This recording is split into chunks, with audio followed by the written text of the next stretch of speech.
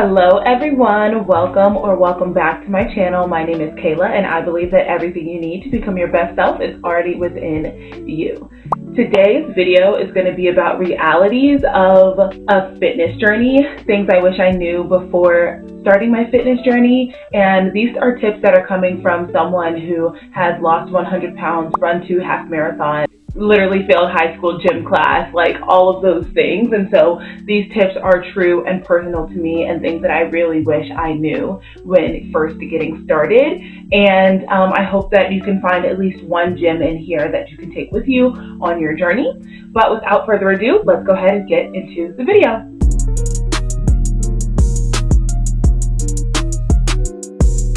The first thing I wish I knew when it comes down to my fitness and wellness journey is just how much it really was about moving my body, yes, but also what I was eating. When I first started, I was focused on calories in and calories out, and I had no concept of whole food versus processed versus let me just drink these shakes because it'll keep me full longer. And so when you're first starting your fitness journey, at some point you do need to be focused on how many calories you are eating versus how many calories you are burning. But it is so much more than calories in versus calories out. That is just a very base layer. And I'm not saying getting into the macros of it and how many carbs and fats and proteins are in each thing. That is something that even multiple years in, 3 years into my journey, I'm still figuring out exact macros. But what I will say is that focusing on eating a whole food, so rather than eating a processed protein bar or drinking a processed protein shake to get that intake,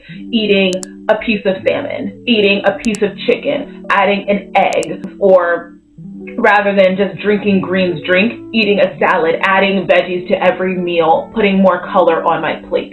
Those sort of things are very pivotal in your journey. Not only do they help your gut microbiome, but they also help you stay more regular, get more variety. You won't be so bloated or your stomach won't hurt as much when you're actually getting your food from the full source rather than just the pre-processed packaged things. My second thing I wish I knew is that it's not about restriction necessarily, it's about balancing. So I would go through vicious cycles of binging and restricting, and I would say, okay, I'm not going to eat any carbs or sugar or processed foods for a month. Obviously, if I had been doing those things every single day, going a month without those things was very difficult. Honestly, it never really happened, right? Like I never really made it the month. And by saying, oh, I'm going to restrict myself, by the time I got a week, 10 days in and I saw a cupcake, I was ready to go ham and going through those vicious cycles of restricting myself severely and then going and just eating the whole case.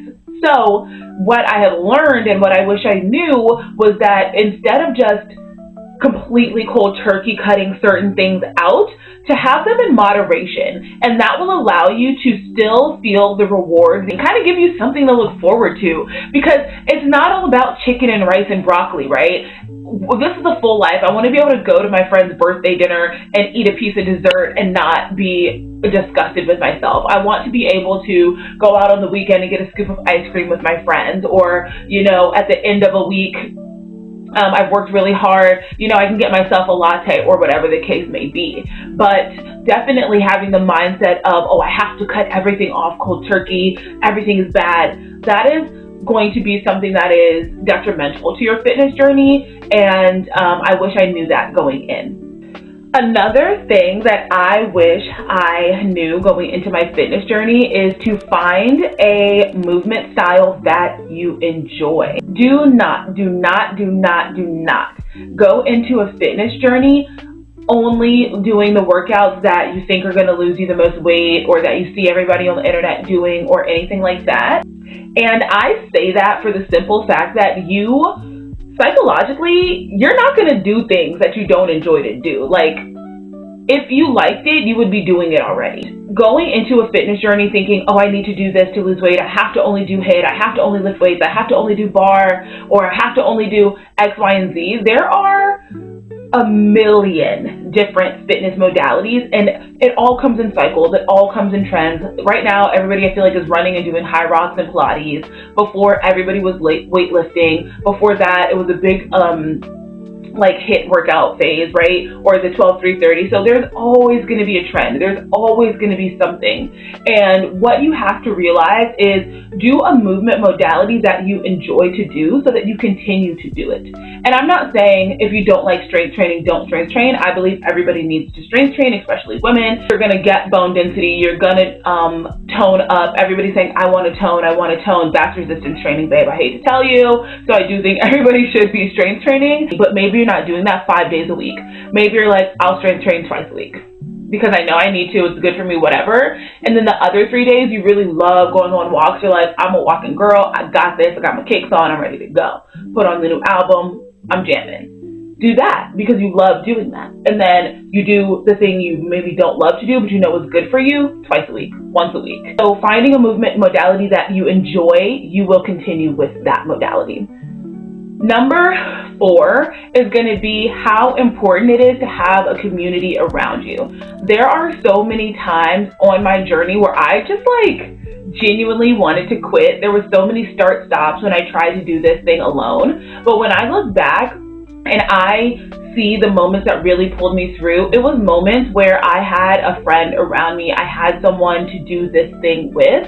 And part of that is going to be going to fitness spaces and finding those people in person, but it also can be an online community of people, right? So finding people to do this journey with is going to be pivotal. And it might not be the people you think. Everybody who you're friends with now, you all make a pact and you say, we're going to start going to the gym, girl, we're going to go on walks, we're going to do this, we're going to do that. Maybe that works out. Maybe it's true, maybe it's real, maybe y'all do all go get fit together. And also,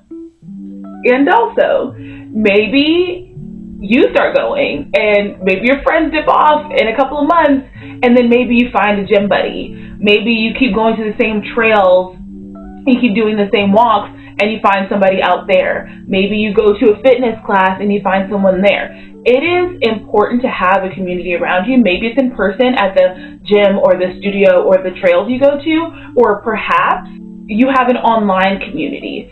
Before I moved to this city now, I was in the damn country. Y'all remember I was out there running in damn country. I had nothing around me, all right?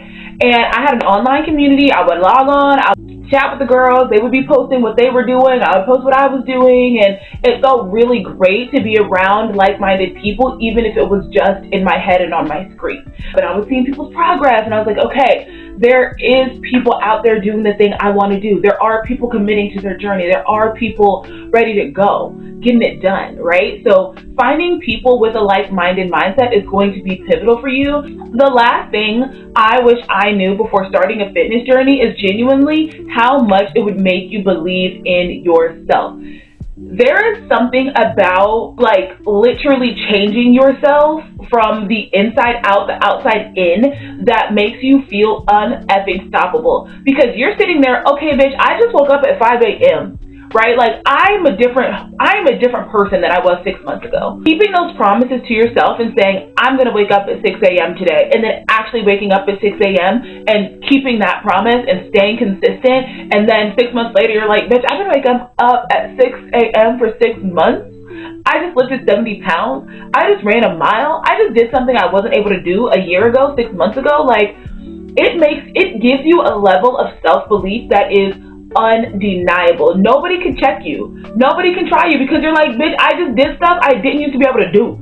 I literally am doing things I was not able to do previously, and nobody got me here but me. Nobody helped me. On a fitness journey, only you are responsible. Nobody can make you lose weight. Nobody can make you run faster. Nobody can make you lift heavier. Only you, and only showing up. So it's crazy the mental benefits that come from it, because you're like, but I can do anything. When you have that self-belief, you start to realize I can actually do anything, because I used to not be able to do this, and now I can do this.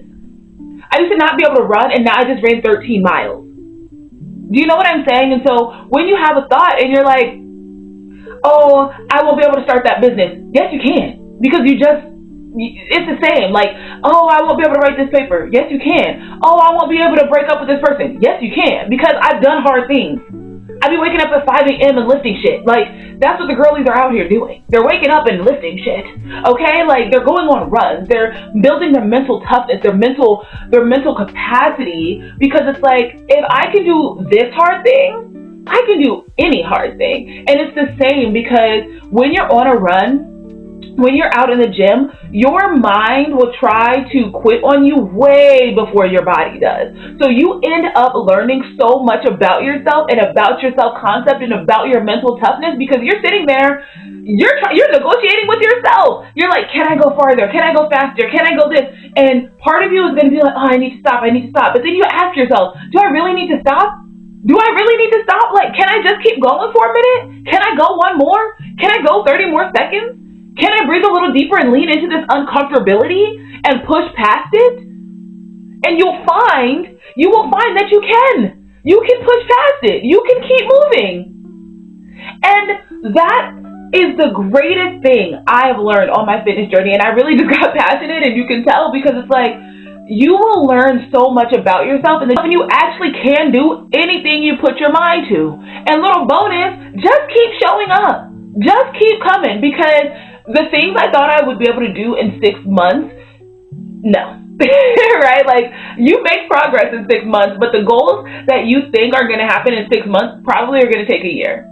Probably going to take 2 years.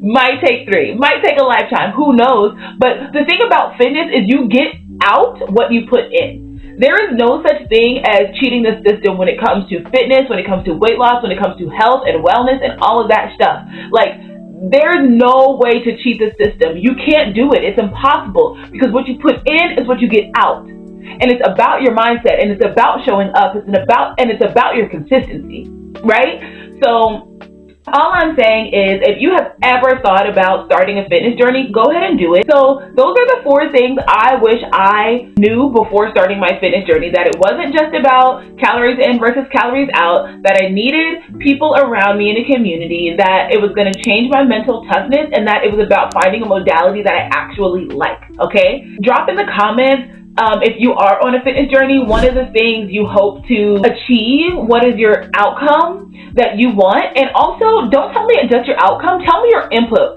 I'm going to put this effort in so that I can get this outcome, right? So don't just say, I want to lose 20 pounds. What are you going to do? What is your input so that you can get your output? I want to know. Let me know, okay? My name is Kayla. I'm a certified personal trainer. I'm a yoga teacher. And honestly, I just really love this shit. Like, I've lost 100 pounds. I'm a completely different person because of fitness, because of wellness, and because of health. And I've watched a million videos just like this one at the start of my journey, all those starts and stops, trying to figure out, how do I get where I need to go? And I started to realize I didn't need anyone else telling me. I just needed me. And I just needed to put one foot in front of the other. And I believe that for you. I believe that every single person has exactly what they need already within them to get where they need to go. All right? So if you need a little bit of extra motivation, a little bit of coaching, any tips, email me, click the link in my bio, sign up for my newsletter. I am happy to help you. I have a free group, a free newsletter that goes out, or you can pay for it.